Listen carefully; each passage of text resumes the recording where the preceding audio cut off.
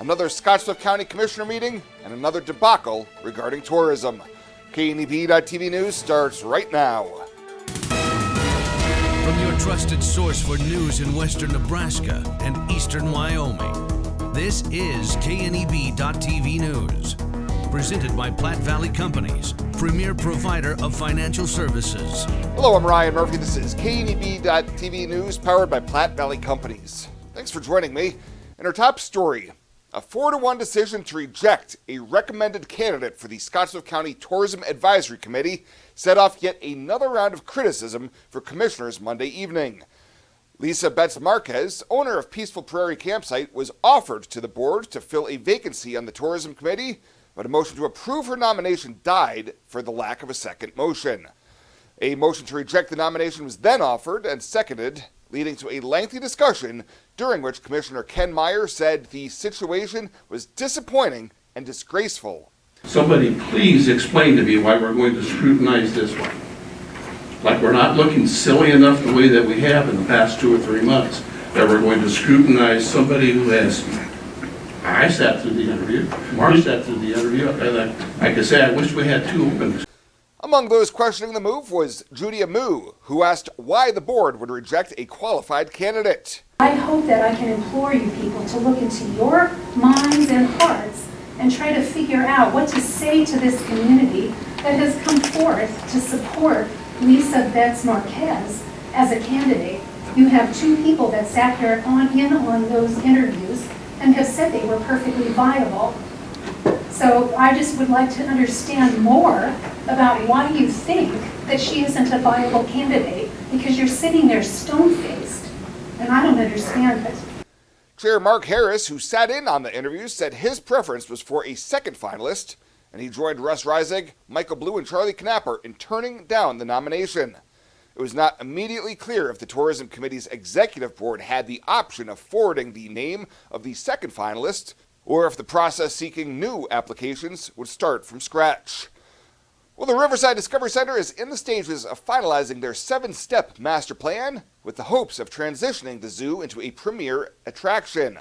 Recently hired Executive Director Kai Hodgson recently spoke to the Scottsdale City Council and says some of the early steps will include new revenue streams, increasing staff in key developments, and readdressing everything that came up in the most recent AZA report for the zoo to meet requirements. He says early next year is when they can hope to start the process to get reaccredited with the AZA. It's a pretty quick schedule, but next year we're aiming to start that process. It's about a 6-month application process where you're going back and forth submitting paperwork. They're asking for certain financial documents and various other documents before they actually will come out and inspect. So that should take about 6 months. They'll come out and inspect, and then we get basically told what they like, what they don't like, what we can change. There's a bit of a mitigation period, and then we get the final verdict thereafter.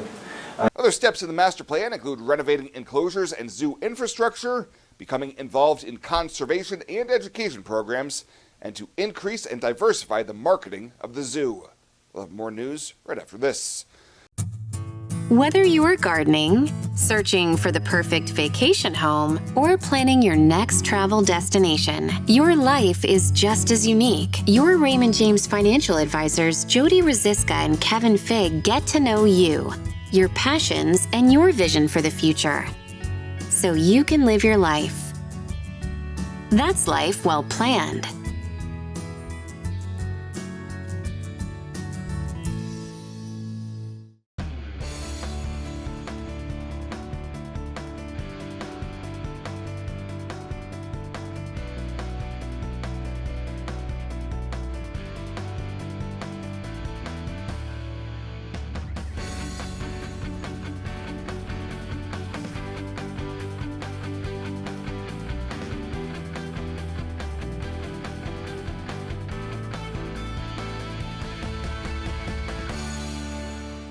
Welcome to Kelly's Liquor, your liquor cabinet. Whether you're a wine enthusiast, a whiskey sommelier, a tequila connoisseur, or you just love your beer, Kelly's has the best selection of what you're looking for. Family owned and operated since 1946 and right on 27th Street in Scottsbluff. Come see us today at Kelly's Liquor, your liquor cabinet. And remember to be a good neighbor. Don't drink and drive. Kelly's Liquor, West 27th Street in Scottsbluff. Welcome back. A 46-year-old Scottish man has been sentenced to spend more than a decade in prison following a large drug bust in Morrill County. The Nebraska State Patrol arrested Elmer Meza Arazo last June after his pickup was stopped for crossing the fog line on Highway 26, and a search of the vehicle uncovered, among other things, a fist-sized quarter-pound chunk of methamphetamine in a baggie. Earlier this year, he pled no contest to a Class 2A felony charge of attempted distribution of methamphetamine, and in exchange for his plea, 5 other counts were dismissed. On Monday in Morrill County District Court, Judge Andrea Miller sentenced Meza Arazo to 12 to 16 years in prison, and he received credit for 221 days already served. Well, Dunlay Energy has announced it is moving forward with their plan to seek approval of a conditional use permit for construction of a solar energy generation facility in southwestern Scottsbluff County.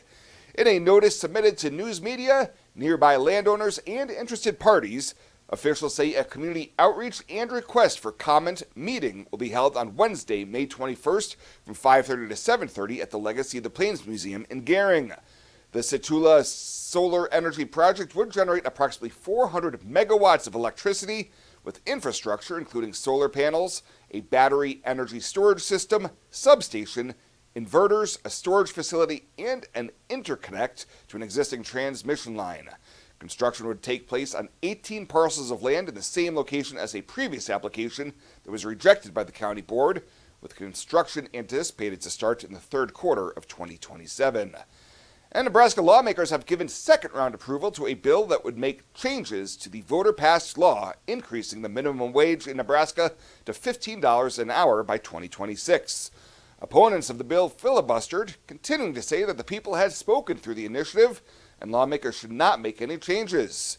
Sponsor Jane Raybould of Lincoln, sponsor of LB 258, said opponents should be listening to all stakeholders on the impact of the current law, from workers to small businesses and nonprofit organizations. Colleagues, instead of saying to our fellow Nebraskans, guess what? We're a state that is increasing our minimum wage to $15, effective January 1st, 2026. That's something we should celebrate. They don't tell you that that's been a 66.67% increase since the $9 implementation of minimum wage. They don't tell you that the legislature has the statutory authority to modify and amend. It's trying to create that balance. The bill would place restrictions on the cost of living increases that were voter approved and would allow a sub-minimum wage for workers under the age of 20.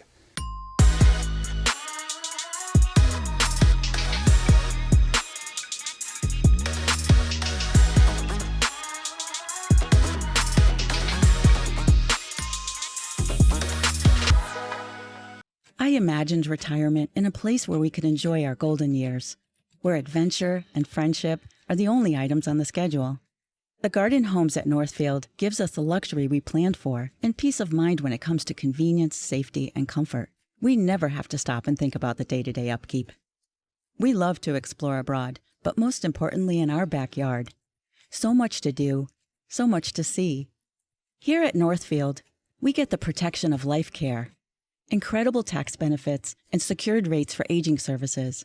It's peaceful, knowing that if our needs change, we'll be taken care of. And most importantly, that our kids will never have to make any tough decisions. There never seemed to be enough time to do all the things we wanted. Now we get to focus our energy on enjoying what this community has to offer. At the Garden Homes, life is ours again. A place we had dreamed about. A chance to focus on us.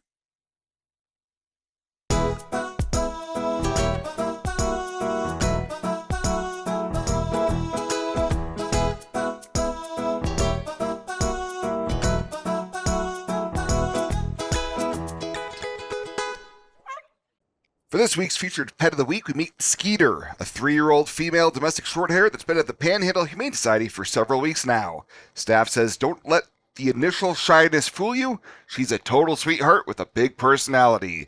Her adoption price is just $50, and that includes her spay, microchipping, and all vaccinations. To meet Skeeter or any of the cats and dogs available for adoption, you can head on over to the Panhandle Humane Society daily from 1 to 4.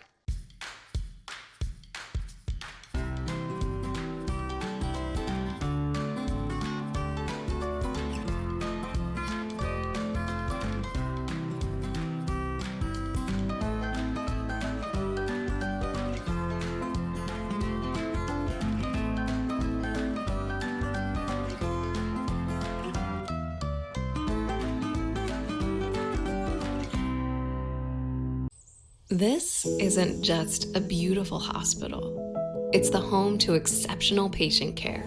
This is where specialty clinics meet your needs. This is where a friendly smile, a warm hand, and an empathetic ear exist to care for you. This is us. Fox Butte General Hospital. Great things are happening here.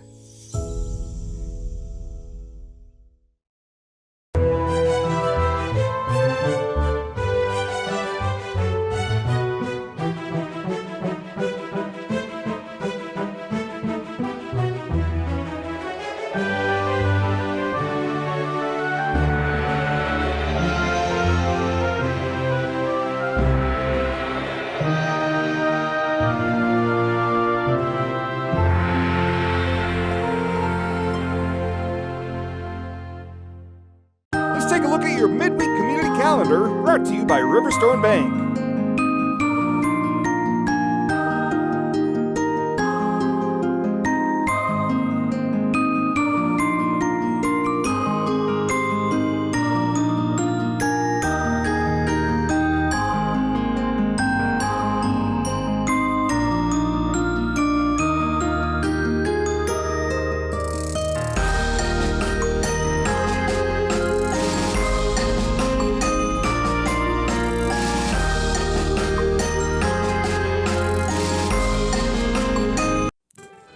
The community calendar is brought to you by Riverstone Bank. We're local and we love our community. Changing leaf colors means yard work. Your friends at Tri-City Stormwater wants to remind you of the proper way to dispose of fallen leaves. Leaves make great mulch for trees and bushes and compost for future gardens. The city also has yard waste bins, so they can dispose of all your leaves at the city compost facility. Always keep your leaves out of the gutters. Not only do they cause clogging and flooding, they can pollute our waterways by causing nutrient overload. So keep your yard looking good and your drinking water safe, because it's our water, our responsibility. The summer heat will be here soon, but our hot summer savings sale is on now. Get $1,200 off every door and $800 off every window. Plus enjoy no money down, no payments, and no interest for 12 months. Get an extra 5% off your entire project if purchased on initial consultation. Hurry, this exclusive offer won't last long. Now is the perfect time to upgrade your windows and doors, so grab these hot savings while you can. Call today or visit rbawyoming.com to book your free estimate.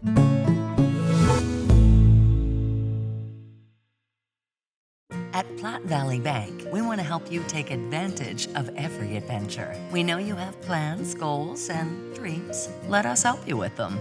Whether it is building, buying, or renovating, we have the home loan or home equity line of credit to fit your needs. Stop in and see us at Platte Valley Bank and let us help make your dreams a reality. You belong here. Platte Valley Bank, member FDIC, equal housing lender. And finally tonight, rain showers may have forced the festivities indoors, but did not dampen the spirit of those celebrating a new historical marker for the Japanese Hall. Past and present officials, supporters of the relocation project, and many others were on hand for the unveiling at the Legacy of the Plains Museum in Gering Tuesday afternoon. Vicky Sakurada Schlaffer explained the significance of the new marker to the crowd inside the museum. This placement of the historical marker for our community, I think, is such a testament to the many people that have been so instrumental, not only the Japanese Americans, the Issei, our first generation that settled the area and continue to settle the area. The new marker joins more than 600 Nebraska State Historical Society historic markers scattered throughout the state with brief descriptions of the historical significance of each location. The dedication was part of the local observation of National Travel and Tourism Week and preceded Nebraska Public Media's premiere screening of Nebraska Stories, Rescuing Japanese Hall, held at the Midwest Theater. Well, that does it for us this time. Thank you so much for tuning in. Stay safe out there. We'll see you here next time.